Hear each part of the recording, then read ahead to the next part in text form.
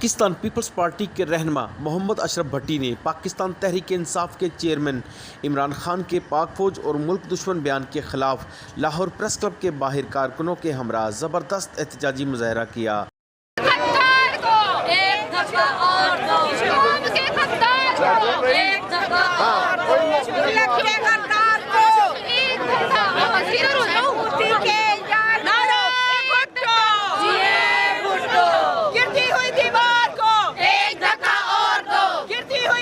اشرف بھٹی نے city one news سے گفتگو کرتے ہوئے کہا کہ بسم اللہ الرحمن الرحیم۔ دیکھیں جی، یہ ملک جو ہے نا آپ کا اور میرا ہے، اس میں آپ کے باپ دادا نے اور میرے باپ دادا نے قربانیاں دی ہیں۔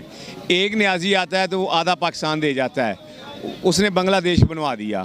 اب یہ دوسرا نیازی آیا ہے، اس نے پہلے کشمیر کا تو خانہ خراب کاری دیا ہے، اب یہ ملک کے 3 ٹکڑے کرنے پہ چلا ہوا ہے۔ الحمدللہ ایسا ہم نہیں ہونے دیں گے۔ یہ پاکستان جو ہے نا 12 اور 14 کے صدقے بنا ہے، یہ ہمیشہ قائم رہنے والا پاکستان ہے۔ اس طرح کے کئی نیازی آئے اور کئی چلے گئے، اس کا مطلب ہے کہ کل کو کوئی اور تیسرا نیازی آ جائے گا تو وہ جو پاکستان بچا ہے وہ بھی دے کے چلا جائے گا۔ اس طرح نہیں ہوگا۔